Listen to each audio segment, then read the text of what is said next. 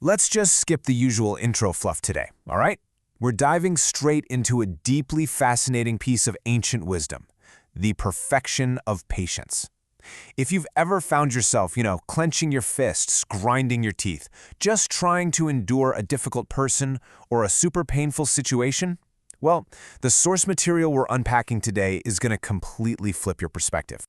We've all heard this advice, right? Oh, just let it go, be the bigger person.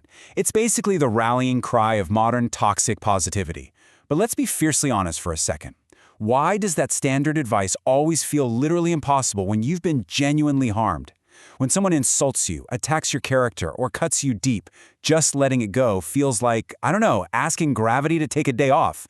It simply doesn't work because your brain is sounding all the alarm bells that you are under a real, solid attack. And that brings us to the core thesis of today's explainer. Patience isn't about biting your tongue. It's about seeing through a magic trick.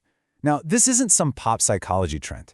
This is a total paradigm shift, pulled directly from the ancient source texts on the perfection of patience. We're going to completely rewrite how you intercept anger and malice. Not by gritting your teeth until your jaw aches, no, but by fundamentally changing how you process the reality of the harm itself. Okay, let's get into Section 1, the willpower trap, and the exhaustion of endurance. To understand true patience, we first kind of have to look at our modern and frankly exhausting misunderstanding of what patience actually is. We tend to view patience as pure willpower. We treat it like a sheer test of endurance, where whoever holds their breath the longest wins.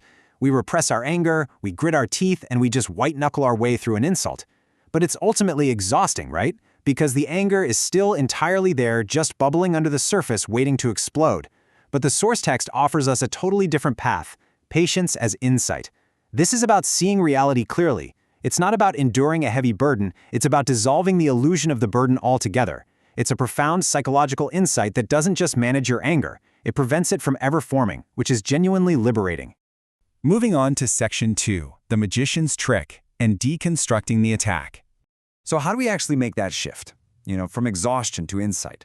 How do we deconstruct an attack? Well, the text uses this brilliant poetic metaphor to help us break it down. It describes verbal abuse and harm as being like a valley echo, like an illusion or magic trick. Think about a magic trick for a second. When you don't know how the trick works, it completely captures your mind. You believe the illusion is real. But the exact moment you learn the secret, the second you see the trapdoor, the hidden card, the magic instantly vanishes. It loses all of its power over you. The source text argues that an insult operates in the exact same way. When you see its true, empty nature, it completely loses its sting.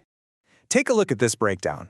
When someone hurls an insult at us, our immediate perception registers it as a solid, permanent attack on our identity. We see it as an intentional, concentrated act of evil directed precisely at our core self. But according to the text, what's the actual reality? What is happening physically and psychologically? They're really just temporary sound waves. The person speaking them is driven by temporary confusion or ignorance or maybe their own pain. The attack is entirely empty of inherent substance. It's just a valley echo. It sounds incredibly loud, sure, but there's actually nothing solid behind it to hit you. All right, Section 3, Anatomy of an Insult. Let's apply this insight in real time. Because look, an explainer isn't useful unless we move from ancient philosophy to practical application. What actually happens in your brain when someone directs genuine verbal abuse right at you? The text prescribes a very specific, actionable method. Step 1, the harm occurs. Someone yells at you or insults you. Step 2, and this is the crucial, life-changing pivot. You must actively notice the appearance of solidity. You have to catch your brain trying to make the insult a heavy, permanent object. Then, Step 3, recognize it as an echo or an illusion. You apply the insight. You remind yourself, hey, these are just temporary sound waves. This is a magic trick. And finally, Step 4, do not retaliate. Because retaliating against an illusion is like trying to punch a ghost. You just end up exhausted and looking foolish. Now, I hear some of you out there asking this very valid, very urgent question. Wait, but what if the harm feels incredibly real? I want to be deeply honest and grounded here. The source text isn't just talking about minor annoyances or someone cutting you off in traffic. The manuscripts explicitly mention severe trials. We're talking being bitten by toxic insects, enduring extreme heat, facing people with weapons, or even being beaten with sticks and stones until unconscious. When those extreme things happen, or when severe emotional abuse occurs, they feel devastatingly solid. It doesn't feel like a magic trick. It feels like a sledgehammer. Which leads us to Section 4, Compassion over Retaliation, and Understanding the Harmer's Reality. The ancient text absolutely does not dismiss this severe pain. It doesn't tell you to just smile and pretend you aren't hurting. Instead, it offers a radical pivot in our framing. It shifts our focus away from our own bruised ego and shines a spotlight directly onto the tragic reality of the attacker. Think about it.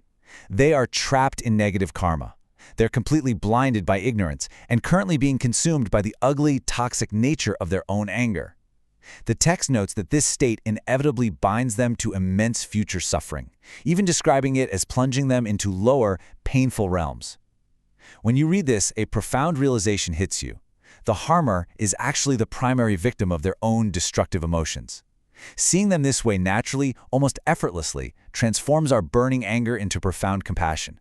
They are in desperate need of pity, not our vengeance. So the crucial takeaway is this. Retaliating against someone who is trapped in a burning house of their own anger is ultimately pointless. If they're already on fire, throwing more fire at them doesn't fix anything. It just makes the blaze hotter.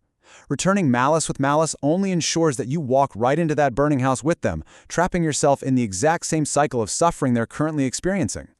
Let's bring it all together in Section 5, the ultimate patience and dissolving the dualities. This brings us to the philosophical climax of this explainer.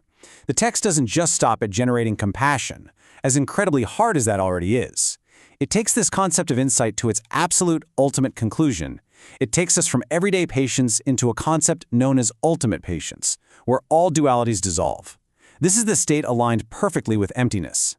The text explicitly questions, where does the anger even reside? Is it in the eye? Is it in the ear? When you really look for it, you honestly can't find it. In this state, the harmer, the harmed, and the actual act of harm itself are understood as entirely non-dual and unobtainable. In simple terms, true patience isn't even patience anymore. You aren't gritting your teeth because you realize there is no solid independent self being attacked, and there's no solid other doing the attacking. It's all just an interconnected flow of causes and conditions. This ultimate state goes way beyond simply enduring pain. It stops categorizing things strictly as purely good or purely bad, because it recognizes that all phenomena, past, present, and future, are ultimately empty or unarisen, as the text puts it. But be careful, because there's a massive trap for a lot of us here.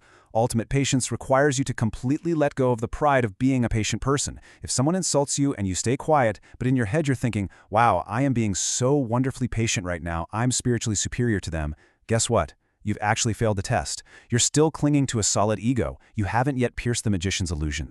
Which leaves us with this final, incredibly provocative question to chew on as we wrap up today's explainer. If the attack, the attacker, and even the you being attacked are all just a magician's trick, a temporary collision of sound waves, confusion, and momentary conditions, who is exactly left to be angry? The next time you find yourself in a conflict, before you tighten your jaw and rely on sheer willpower, I want you to recall this insight.